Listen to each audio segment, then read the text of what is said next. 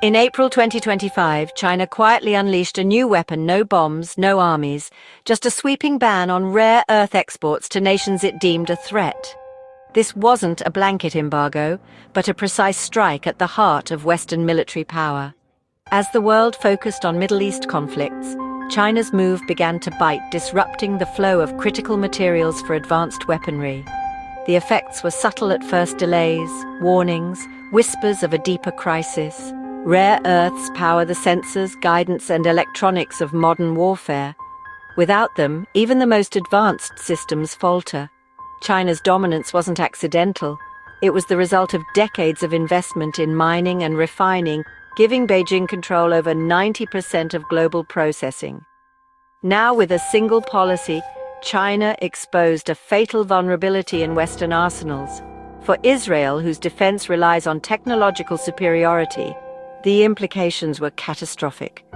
The conflict with Iran and its proxies became a race against depletion, not just a test of military skill. China, without firing a shot, became a central player in the Middle East, proving that control over resources can be as decisive as armies. The world is now forced to reckon with a new kind of warfare, one fought in supply chains, not on battlefields. The rules of global power have changed. Israel's security doctrine is built on technological superiority, not numbers. Systems like Iron Dome and Arrow 3 are marvels of engineering, but all share a hidden weakness: dependence on rare earth elements: neodymium, praseodymium, samarium, erbium. These minerals are the lifeblood of Israel's defense, embedded in radars, sensors, and guidance systems. For years, Israel and its allies sourced these materials from China, seeing global supply chains as a strength. But in the heat of conflict, this dependency has become an existential crisis. Every interceptor fired depletes a stockpile that can't be replenished. The supply chain now leads back to Beijing, not just to American factories. Israel's technological edge is at risk, not from enemy missiles, but from a mineral embargo. The Achilles heel of Israel's defense is exposed. In this new war, Beijing, not Tehran, is the adversary that matters most. China's rare earth dominance is no accident. It's a product of decades of strategy. By controlling not just mining but the complex refining process, China commands over 90% of global supply for key elements. The West, including Israel, outsourced this critical link, leaving their security at Beijing's mercy. In 2025, China's export ban came with new rules: no rare earths for military use against Chinese interests. Beijing can now approve or deny shipments with surgical precision, crippling adversaries' arsenals while sparing commercial industries. This selective control is unprecedented, making unified global resistance nearly impossible. For Israel, every missile defense component now depends on a bureaucratic decision in Beijing. China's mineral leverage is now a weapon in global geopolitics. The export ban triggered a frantic audit of US and Israeli stockpiles, and the results were grim. Years of just-in-time manufacturing left only months' worth of critical rare earths, nowhere near enough for wartime needs. Israeli defense firms, reliant on steady US supply, found themselves cut off as American contractors faced the same shortages. Production lines for Iron Dome and other systems slowed, then stalled, for lack of a single magnet or lens. Cannibalization became the norm, stripping parts from sideline systems to keep frontline units running. Each missile launch drained a finite, irreplaceable stockpile. Emergency US shipments helped little. Both nations were running on empty. The West's failure to secure these minerals left its arsenals dangerously exposed. 21st century wars can't be fought with 20th century supply chains. The supply crisis hits home in Israel's most vital systems. Iron Dome interceptors, packed with rare earth electronics, are now precious. Every launch a strategic gamble. David's Sling and Arrow 3, reliant on rare earth sensors and magnets, face the same shortages as Iran and its proxies escalate attacks. The shield is thinning just as the threat grows. Even the F-35 Adir, Israel's stealth fighter, is grounded by a lack of rare earth parts. 900 pounds of them in every jet. Spare parts are scarce, risking Israel's ability to strike back or defend its skies.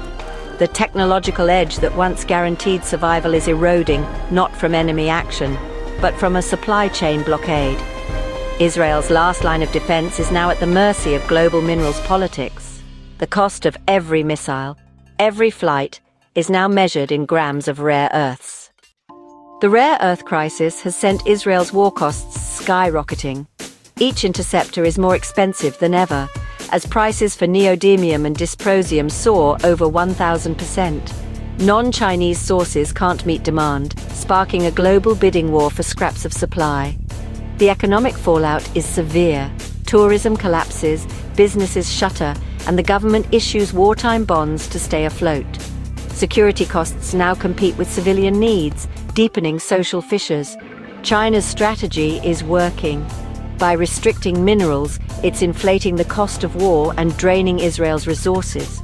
The conflict is measured not just in casualties but in GDP lost. This is economic siege warfare. Bankruptcy, not battlefield defeat, is the new threat. The price of survival is now unsustainable. China's embargo isn't blunt, it's a scalpel. A new export licensing system lets Beijing micromanage who gets rare earths and for what purpose. Defense contractors must prove their end use. If it's for a US or Israeli weapon, approval is denied. Western firms like Raytheon and Lockheed are blacklisted, cut off from the minerals that power their products. China claims it's enforcing responsible export controls, but the real goal is to isolate adversaries and reward friends. This plausible deniability lets Beijing disrupt rivals without open confrontation. For Israel, every defense system now depends on a bureaucratic decision in Beijing. The power to grant or deny a license is the power to shape the battlefield. The Middle East crisis reveals a new reality. Economic interdependence is now a weapon. China has flipped the script, turning supply chain dependencies into tools of coercion. Control over rare earths is as powerful as control over territory. The export ban is a strategic move, degrading adversaries' capabilities without firing a shot. The US and its allies, focused on advanced weapons, ignored the vulnerability of their supply chains.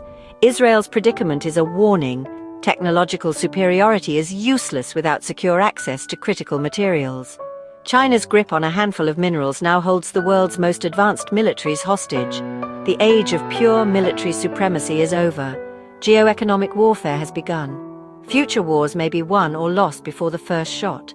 At the level of supply chains, not soldiers. The rules of power have changed forever. As Israel's stockpiles dwindle, a new question emerges.